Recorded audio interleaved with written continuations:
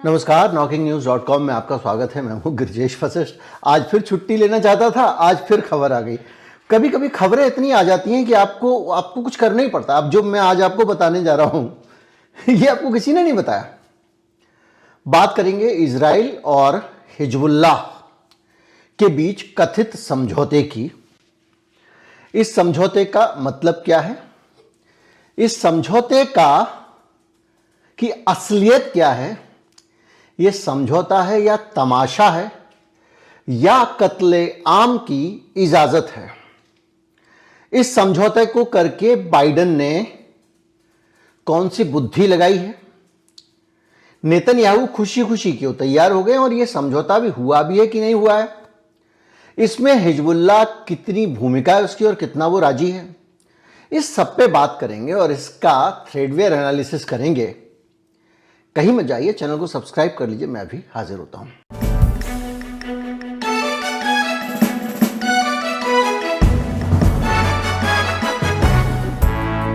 Fox news, अल जजीरा, यरूशलेम times, Navbharat times Bharat का, BBC, इसके अलावा टाइम्स ऑफ इजराइल, जितने अखबार दुनिया के आपके दिमाग में आते हैं, अमेरिका के हों, मिडल ईस्ट के हों या फिर हों ईरान का इरना, सब लोग बार बार एक शब्द का इस्तेमाल कर रहे हैं, इजराइल हिजबुल्लाह सीज फायर, यानी इजराइल और हिजबुल्लाह के बीच में युद्ध विराम हो गया है।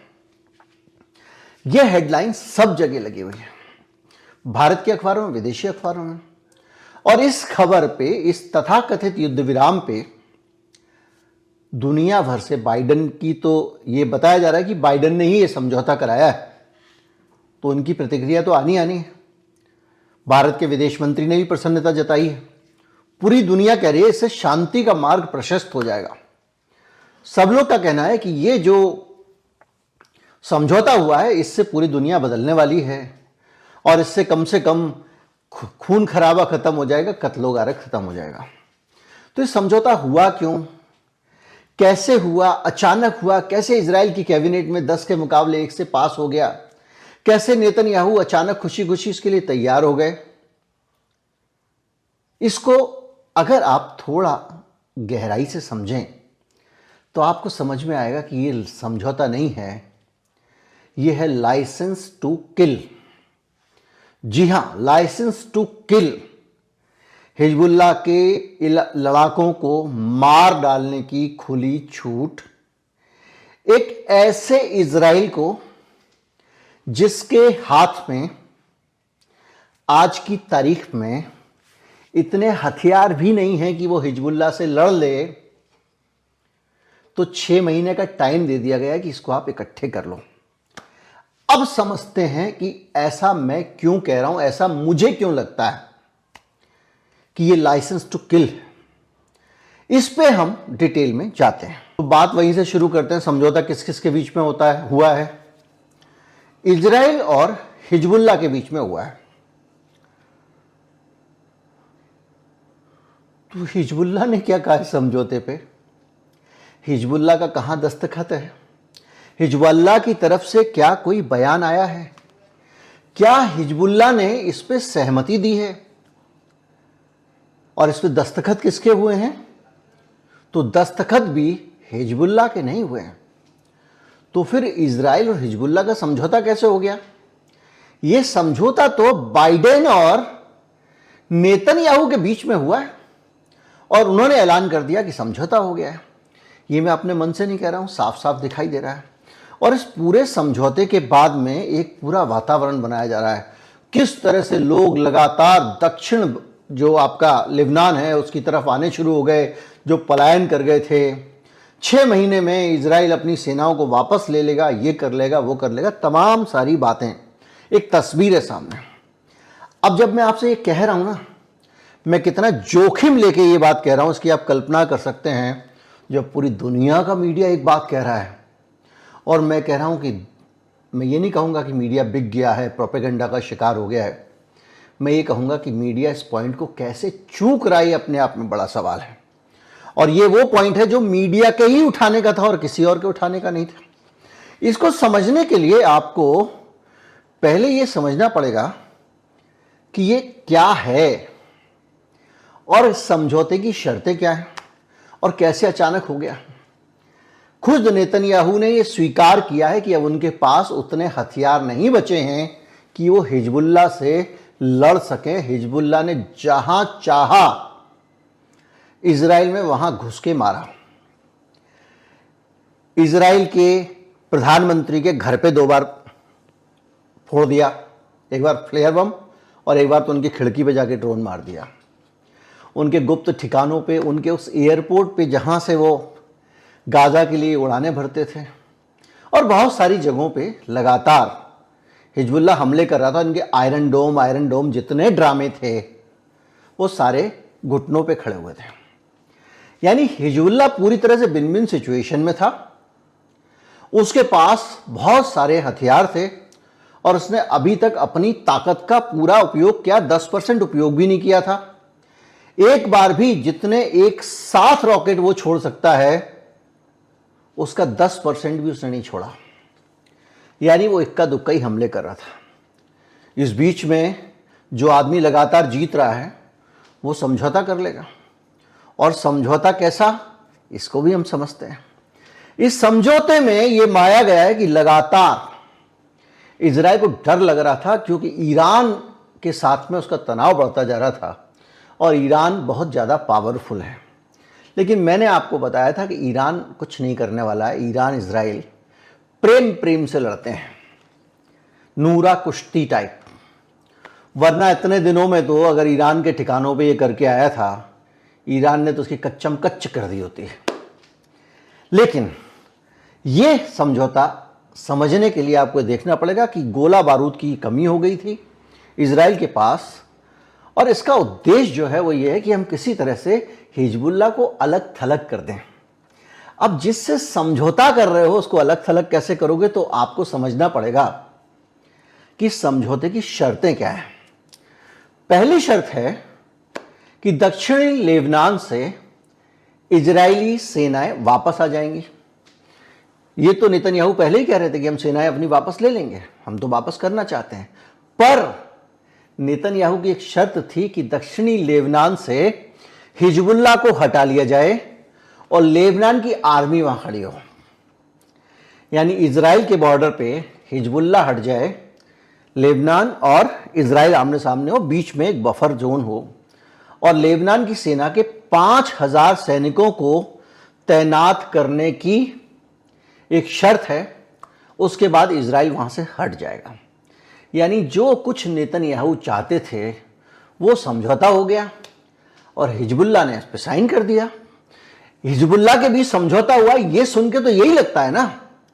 लेकिन साहब, हिजबुल्लाह ने ना तो इस समझौते का कोई स्वागत किया है, ना वो इस समझौते में शामिल है, ना उसकी तरफ से कोई बयान आया है, और ना ही हिजबुल्लाह अपने पांव पे कुल्हाड़ी मारेगा, अपने सर पे कुल्हाड़ी मारेगा, कुल्हाड़ी पे कूद पड़ेगा, ऐसा उसने भी कुछ नहीं बताया है।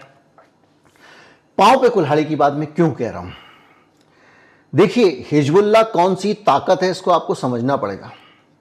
जब 80 के दशक की शुरुआत हो रही थी ना, तो क्या होता था कि ये जो फिलिस्तीन के लड़ाके थे ये लेबनान का इस्तेमाल करते थे काफ़ी हद तक इजराइल से लड़ने के लिए, इजराइल से युद्ध करते थे। और लड़ाकों को पता नहीं करते थे कि नहीं करते थे, उन लड़ाकों को खदेड़ने के नाम पे इजराइल अपना जो प्रॉमिस लैंड वाला सपना है, ये ज़मीन खुदा ने कही है तुम्हारी होगी यहूदियों, उस पर कब्जा करने के लिए कथित रूप से फिलिस्तीन के लड़ाकों का मुकाबला करने के नाम पे घुस जाता था वहाँ पे। और एक नौबत ऐसी आई कि बेरूत तक पहुँच गया। अब वहाँ पर लेबनान में एक विवाद खड़ा हो गया कि ये जो लोग हैं फिलिस्तीन वाले, इनको भगाओ, तो एक तरह का गृह युद्ध हो गया। उसके बाद में हिजबुल्लाह खड़ा हुआ है और हिजबुल्लाह का एकमात्र मकसद था इजराइलियों को बाहर करो। हिजबुल्लाह लड़ा और लड़ के उसने इजरायलियों को अपनी लेबनान की एक एक इंच ज़मीन से बाहर किया। अब अगर इतिहास पे आप जाना चाहें तो 82 से ये सिलसिला शुरू होता है हिजबुल्लाह का। इजराइल जो है वो लेबनान में घुसा पीएलओ के लोगों पर अटैक करने के नाम पे, और उसका जो मकसद ये भी माना जा रहा था कि वहाँ पर एक फ्रेंडली सरकार अपनी बना दे। इस हद तक मामला पहुँच गया था, लेबनान में अपनी पिट्ठू सरकार बनाने की सीन में आ गया था वो। 82 में सबरा और शतीला नरसंहार हुए वहाँ पे, और उसमें कई मिलिटेंट मारे गए हैं, लेबनीज वगैरह के, बहुत सारी चीज़ें। कोई मिलिटेंट कहता है, कोई वो मिलिटेंट को लेकर हमेशा कन्फ्यूजन है। उसके बाद हिजबुल्लाह बना, ये बना 82 में।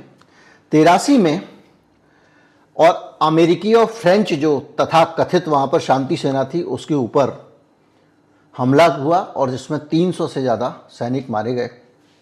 और इस्लामिक जिहाद जो ग्रुप था उसने इसकी जिम्मेदारी ली, और माना जा रहा था कि यही हिजबुल्लाह के आगे 85 में हिजबुल्लाह और स्ट्रांग हुआ। ये सब इतिहास आपको मदद करेगा समझने में कि ये समझौते में वो शामिल रहा होगा कि नहीं।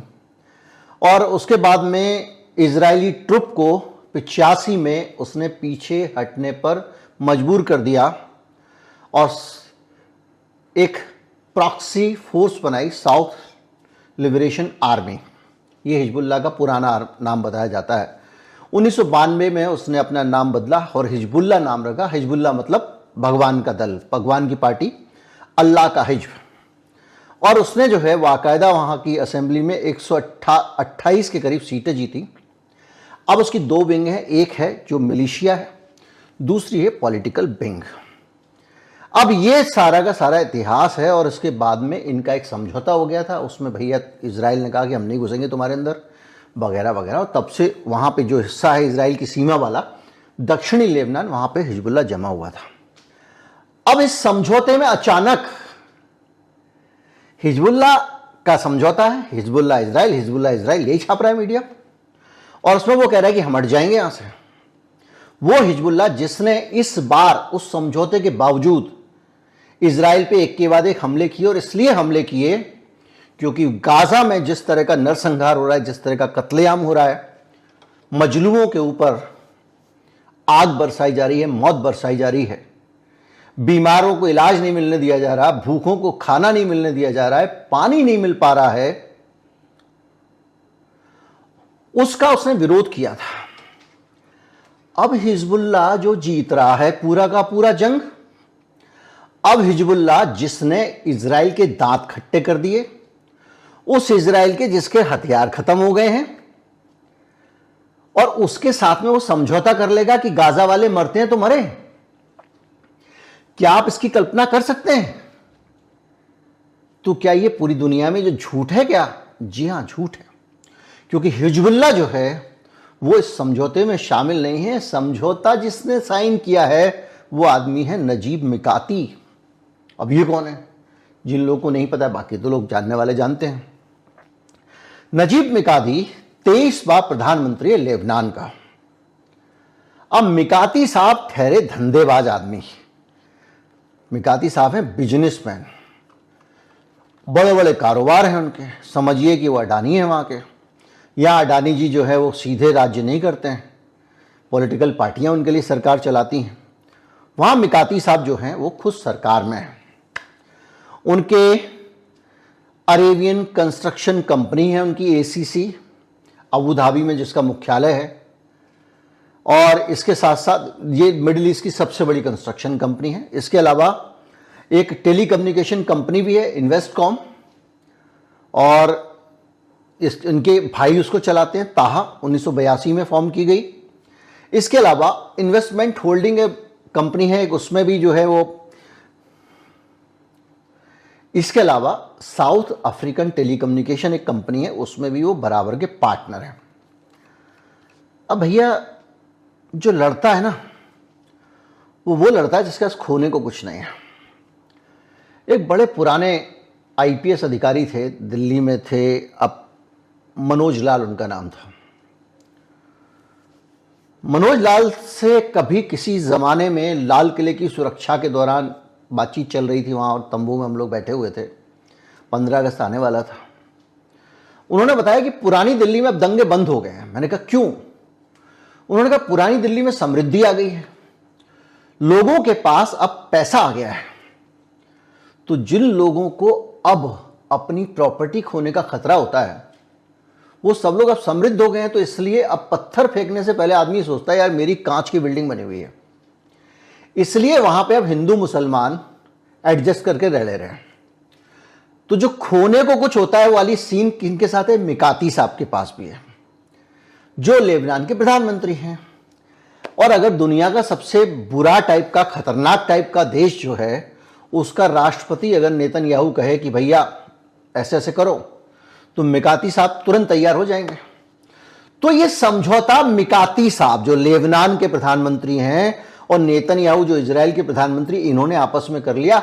हिजबुल्लाह वहां पर एक अलग एंटिटी है, वो इस समझौते में शामिल दिखाई नहीं देती है कहीं से।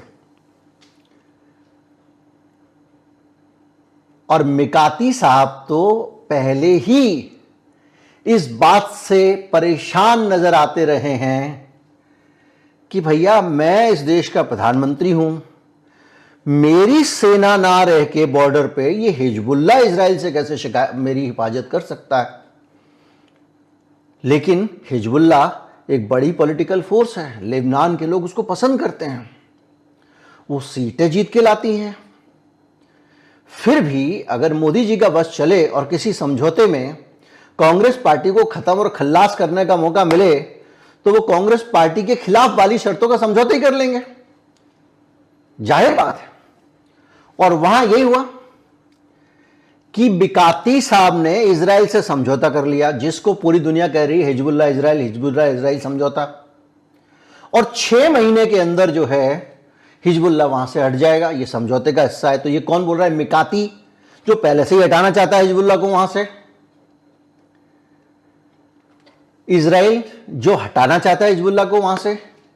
तो निचोड़ क्या हुआ? निचोड़ यह हुआ कि ये दोनों लोग अपनी अपनी हसरतों को कागज पे उतार रहे हैं और कह रहे हैं कि समझौता। अरे समझौता तुमने कहां किया? ना तो तुमने समझौता किया, ना लेबनान ने समझौता किया।